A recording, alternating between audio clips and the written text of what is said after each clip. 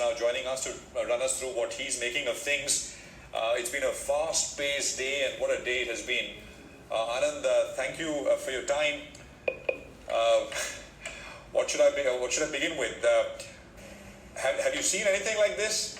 What we are seeing right now? And what's your sense? What lies ahead? Hi, Prashant. Very good morning.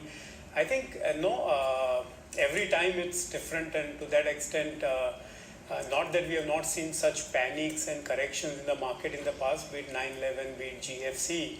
So obviously the fear of unknown leading to sell-off like this, we have seen before, even post the elections in 2004.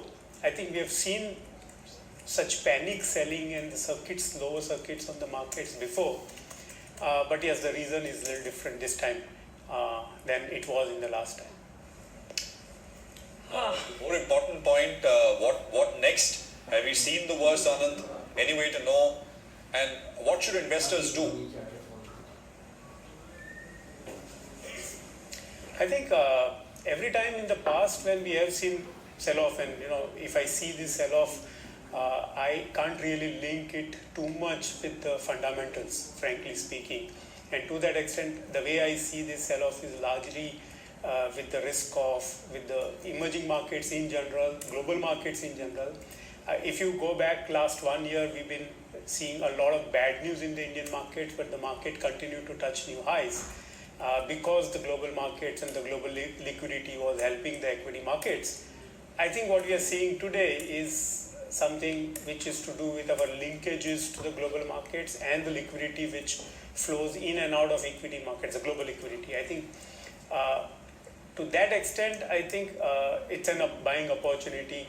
There is an unknown fear, no doubt about it, and to that extent we will see the stability and the bottoming of the market only once we know what's the fate of this virus and how bad it will get before it gets better.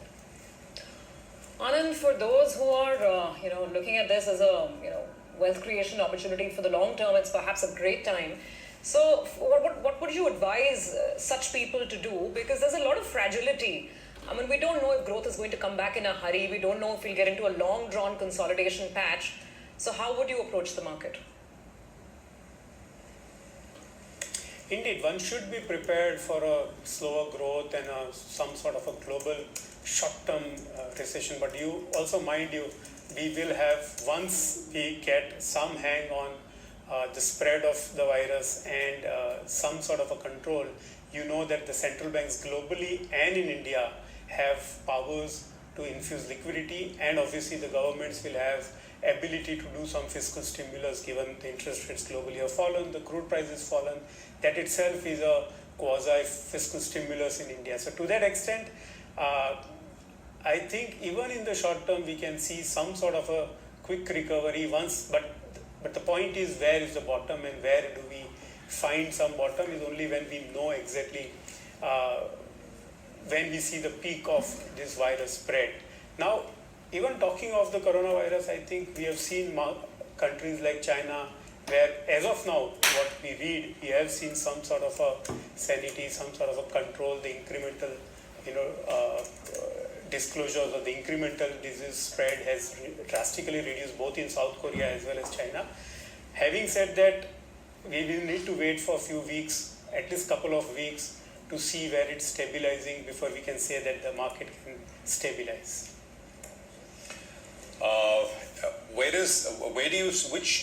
Which parts of the market relative to how much they have corrected, and taking into account, according to you, which will be least impacted because of the virus, should one look at? I'm not asking you to name names here, but which parts? Sure. I think a very large part of the Indian economy would be sort of least impacted from a 6 to 12 months perspective. If you ask me, a large tourism industry will get impacted for a little longer, and to that extent sectors around tourism will get impacted for maybe a year or so. But our take is that a large part of the Indian economy would be back on track within 3 to 6 months of when we see that we have been able to have some hang and a control on the spread of this virus. So to that extent, if the question is what part of the economy or what part of the market the investors should focus on, to me I think the bigger question today is asset allocation. I think the big question is for the investor is whether they should commit more money to the equity market at this point of time. I think the clear answer to that is yes.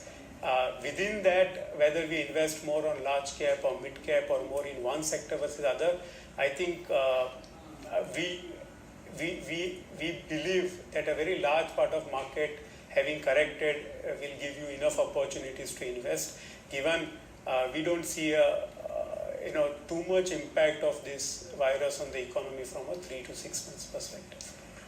Okay, by the way, there is some weakness that is creeping back in the market. You'll have to take note of that. Of course, it's so much better off than the 10% down circuit, but again, 1% lower. Stocks that are finding it tough to hold the rebound, it would include Titan. Titan is again down 5.5%. Let's also pull up something like Eicher Motors, which is now quickly cooling off from the highs after we started trading again. Eicher would be one case in point. Then something like ICICI Bank or even a Lever. So these stocks are finding it a little tough to hold on to the rebound.